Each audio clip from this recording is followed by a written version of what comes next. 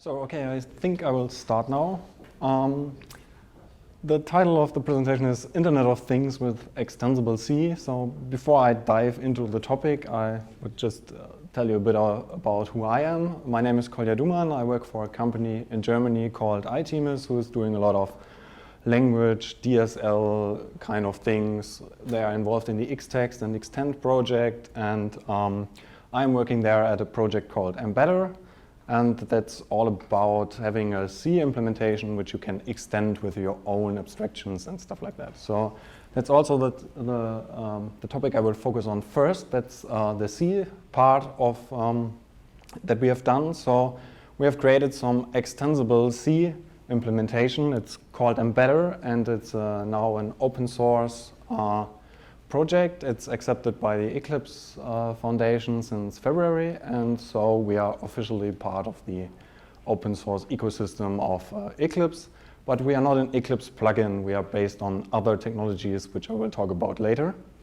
And what is this MBetter? MBetter is an open source collection of integrated languages for software engineering. So that's basically, as you can see, it's already a collection. So what we first did is we implemented C in a way where we could extend it with our own abstractions and add our own things to C. And so we basically give you C99, but that would be boring to just talk about C99 because most of the people know it and there's nothing new about it. So what we did is we have an architecture in MBetter. So what we first give you is plain C99, where you can just write your C code like you expect to write C code. And then we have some extensions to C. One of them is components. Others are used for state machines and physical units. So basically stuff that you encounter when you do embedded systems. So you would like to have your system separated, and you would like to model some state behavior, or you deal with data that you measure from sensors which have some physical meaning. And then we also support some more cross-cutting concerns, which are requirements or documentation. So we give you first-class support for tracing from the C code to your requirements that are in some external system, or you can even write them in our own. Then everything of this is debuggable. So you can write your own extensions and debug them on the semantics of the extensions. But we also ship a debugger for our default extensions, which I will show in a bit. So, and then there's also analysis, because debugging and testing is sometimes not enough. Sometimes you want to prove formally that your program is doing what you intended to do. So if you have a state machine, you want to verify that it's complete, for instance.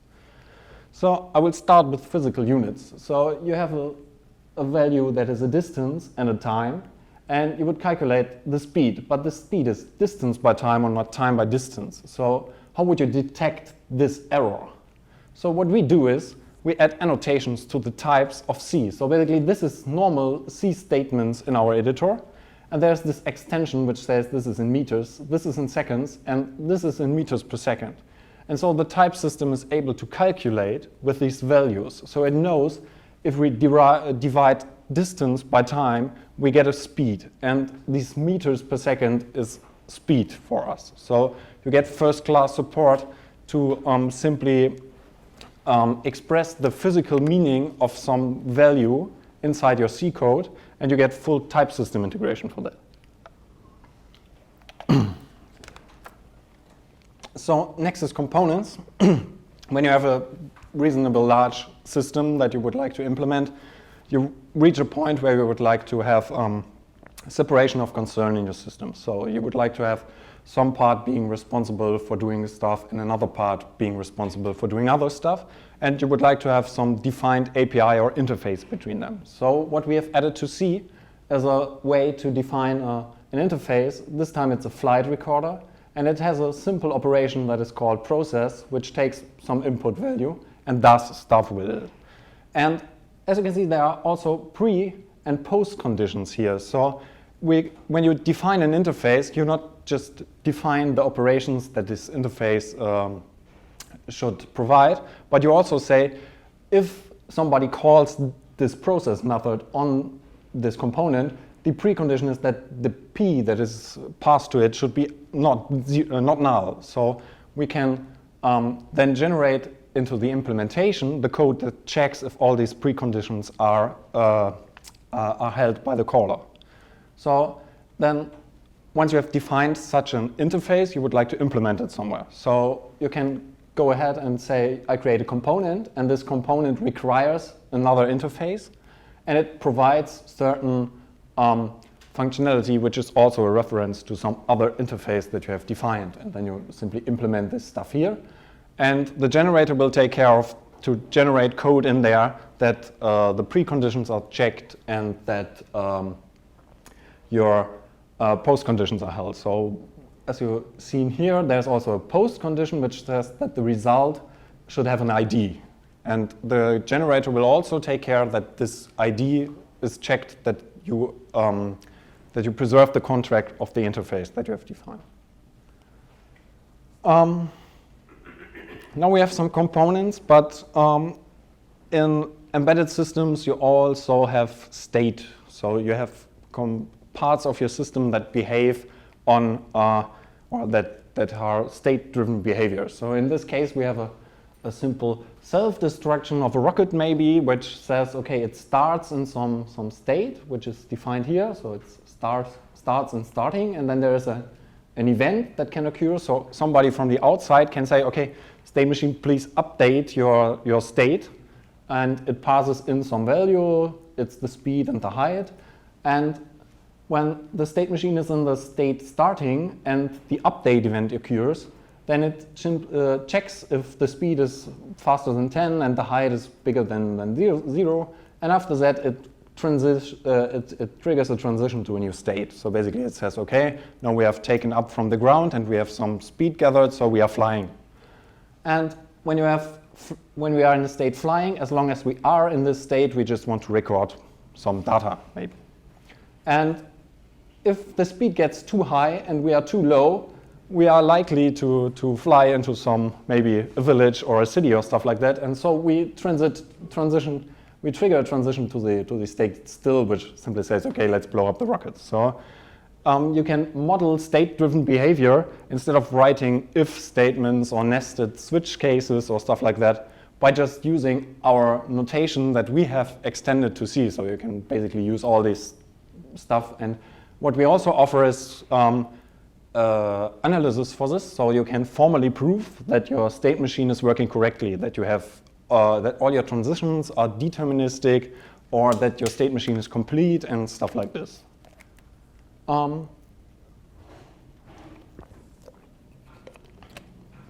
Once you have written code, you would like to prove that it's doing what you intended to do. So we have a testing DSL embedded in C, which gives you a nicer nicer syntax about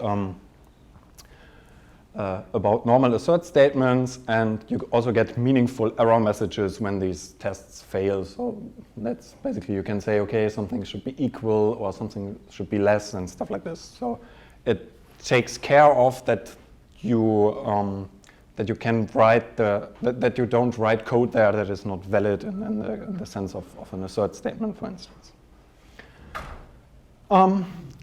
So when testing is not enough, because normally you can't cover any case of which might occur in the lifetime of your software by just writing tests, you would like to have some other way to prove that your system is correct. So since we have this knowledge about the program that you have expressed state behavior, or that you have components with pre and post conditions, we can use some tools to simply take this code, and since we know that this is a state machine, we can take the C code and run some tools on it and basically try to analyze if the code is really doing what you have intended with the code. So for instance, as I said before, you can prove that state machines are doing the correct things like you expressed in the code. So that's what MBetter is. So MBetter basically gives you all of C, which is C99 in our case. And we ship some default extensions like the units that I've shown, the state machines, components, and there are many more. Currently we are developing a language extension which allows you to express the behavior, the notations of tasks. So you can have a scheduling of tasks in an embedded system, and you can have your own generators for having your own scheduling algorithm behind it, or you can just use a Linux scheduler if your system is powerful enough to run normal Linux.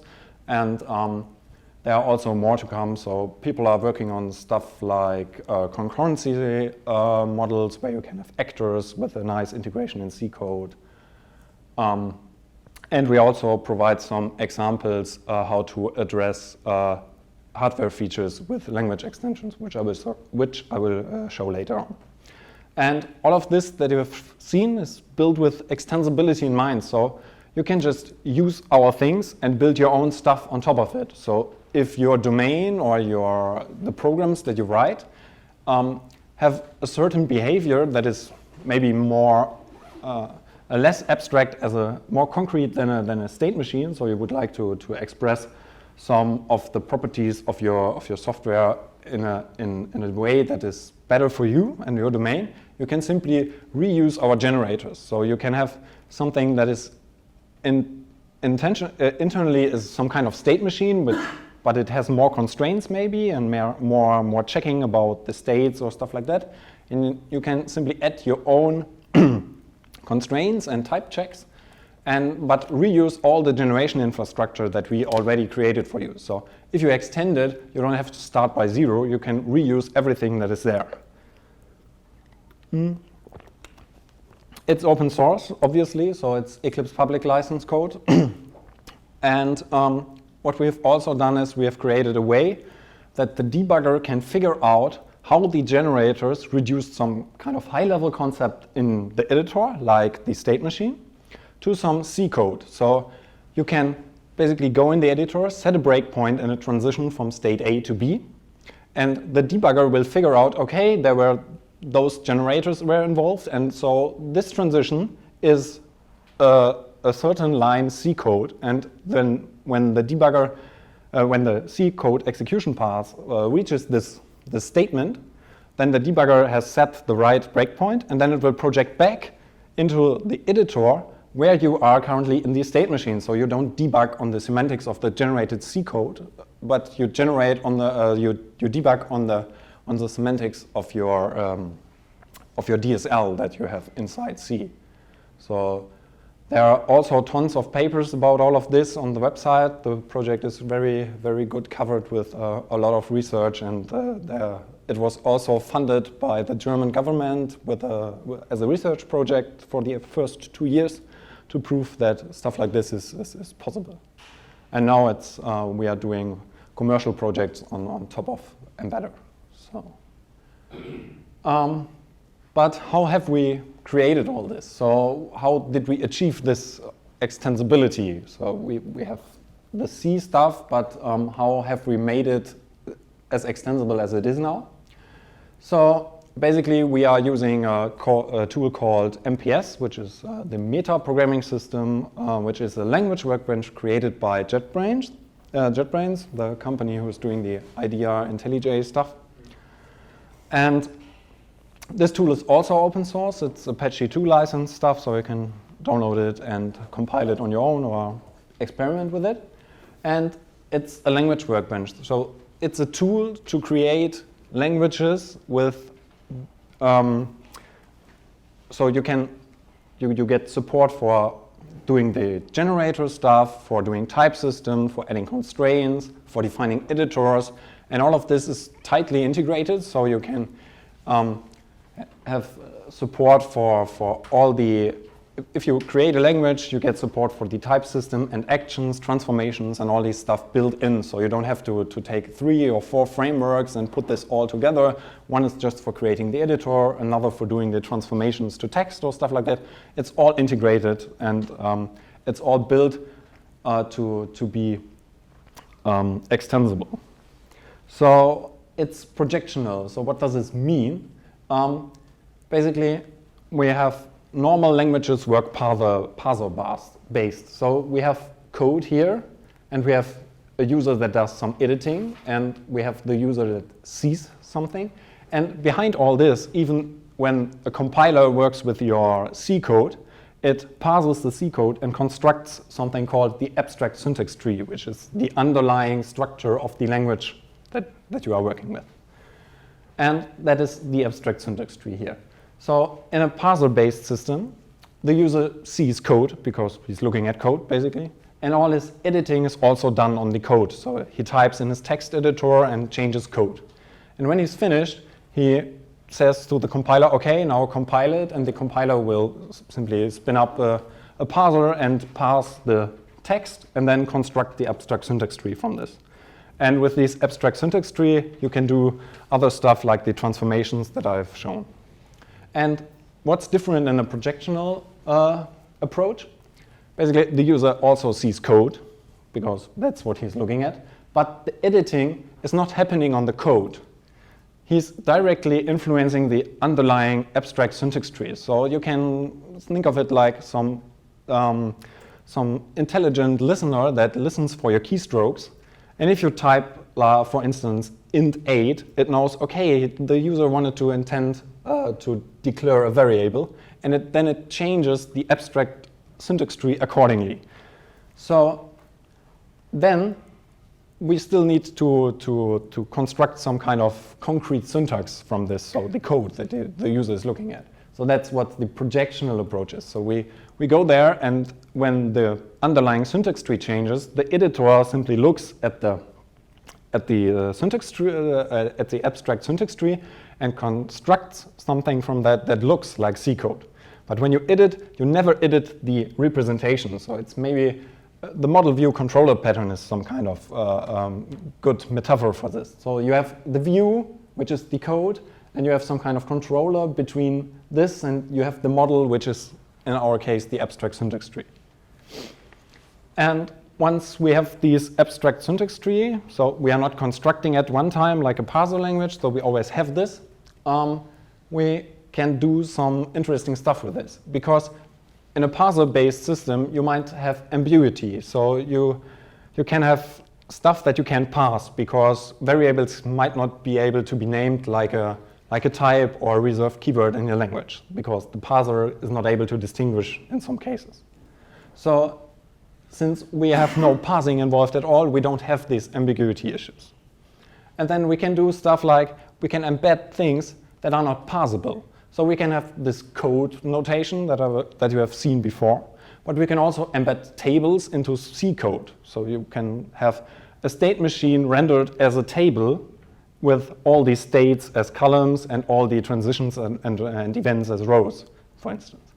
Or you can have mathematical notations. So you can embed simple sum signs or square roots into C code, which really look like the mathematical equation that you are expressing in that context. So, and besides that, we can also do graphical stuff like some block diagramish things for wiring up component connections and stuff like this.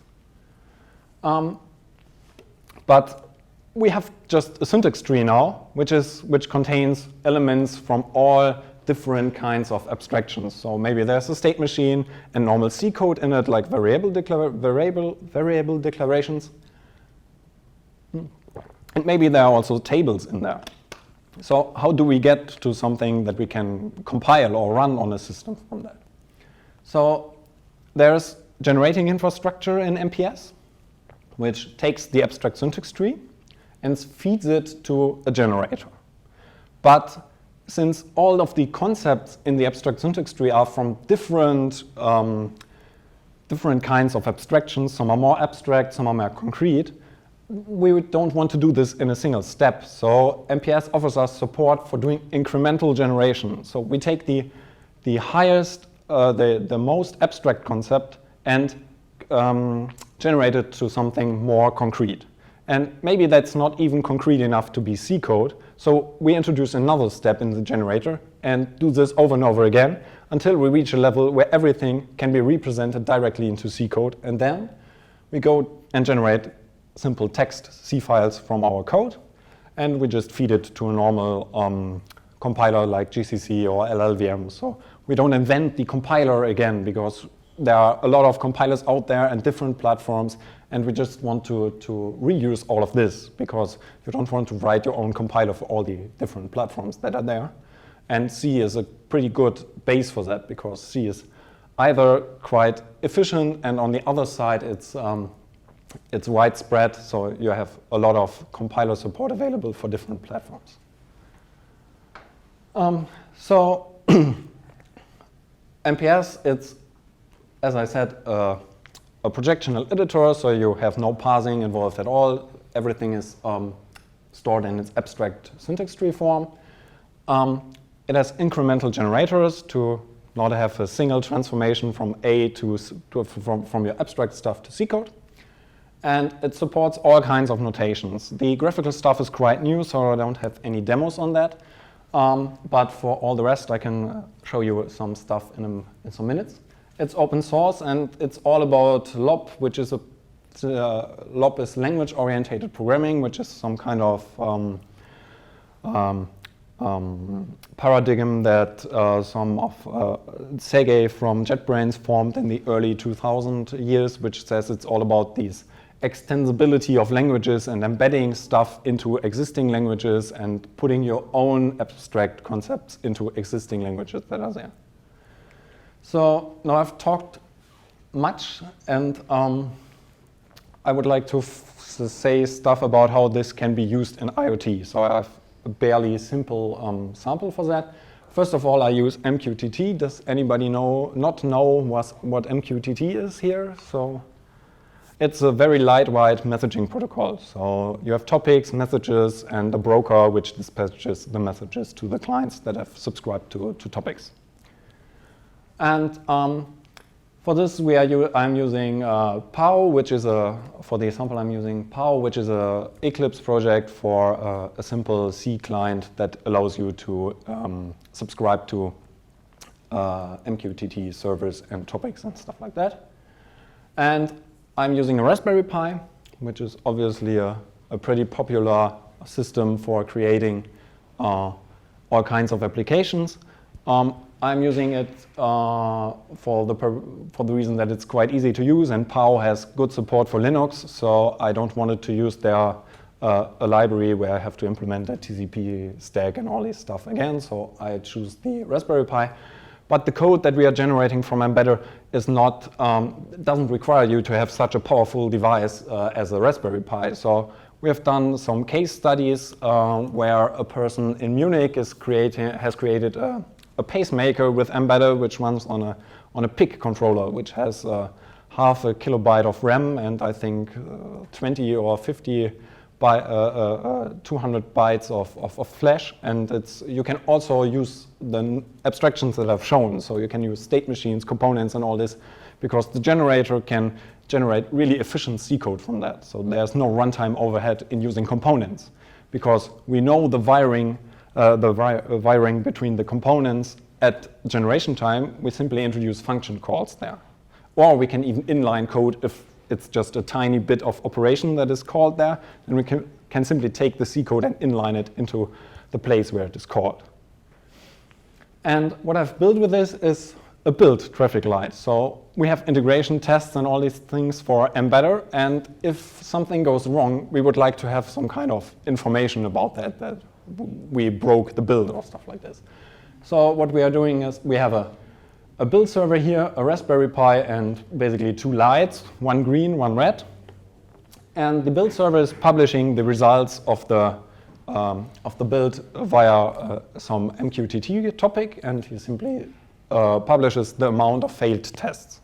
And then the Raspberry Pi goes and looks at the message that comes there, and if there are any failed tests, it will turn on the red light, and if all the tests have succeeded, then it will simply turn on the green light.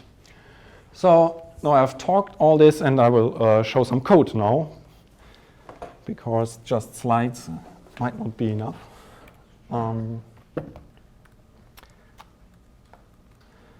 So first of all, I have created an abstraction for the GPIOs of the Raspberry Pi. So the GPIOs at Raspberry Pi are quite simple. They don't support PVM or stuff like this, so they basically can be inputs or outputs.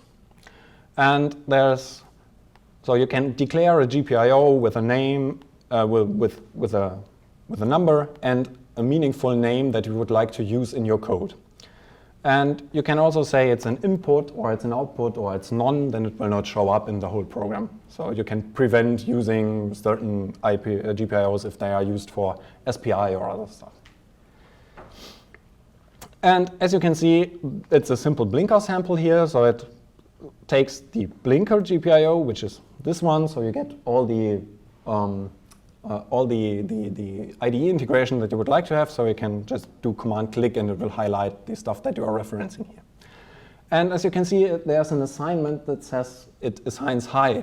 So you can also assign low to it, but for instance, you can't assign false to it because the type system is aware that this is a GPIO and it can be either high or low, but you can't put it into some state like false or whatever.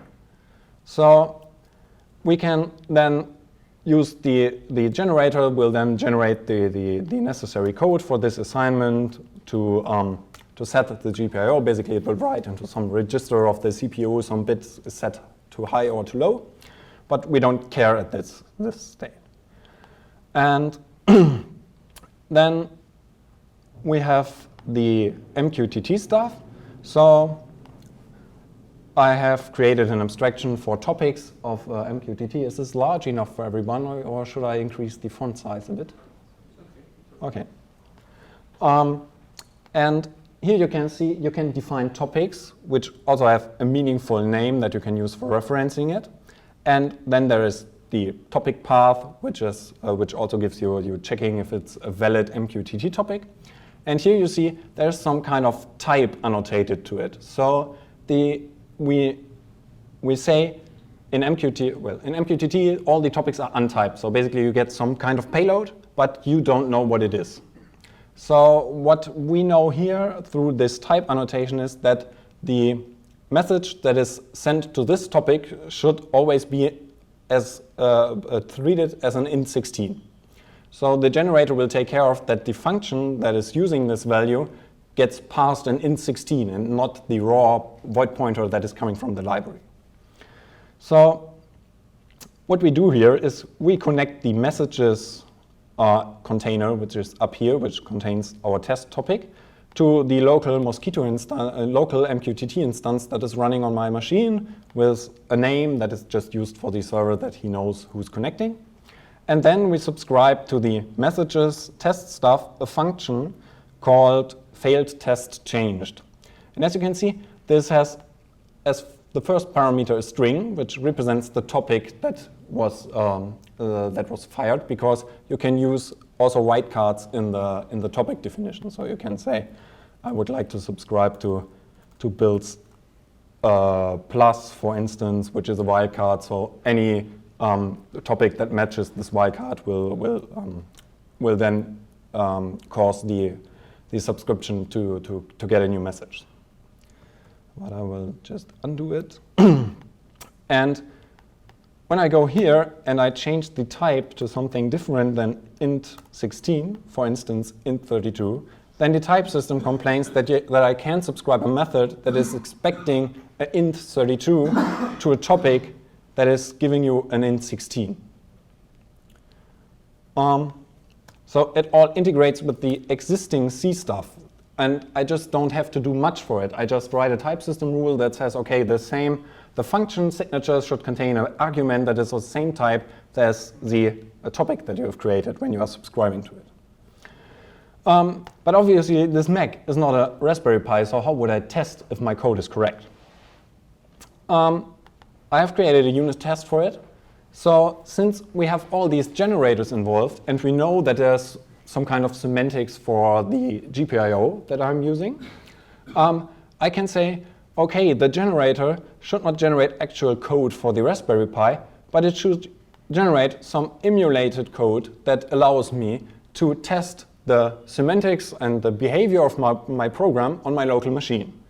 So what I have here is I have simply written a unit test, which also publishes messages to the topics and simply proves if we publish 10 to the messages, then the GPIO red light should be high and the GPIO for the green light should be low. And the same for green, and if it's toggling correctly. And now I can go here and say, okay, let's run this test. So I can run the code that has some semantics for the hardware platform on my Mac, and I see, oh, something failed here. So I can click on it, and I can see which assert statement failed. But that's obviously failing because I have some problem with my with the code I used to test. So I will just rebuild the model and then rerun this function, and now all the tests should succeed. Oh, okay, no more fail. So obviously something more is wrong, which I can't figure out now. So, but that's all I had for now. So any questions?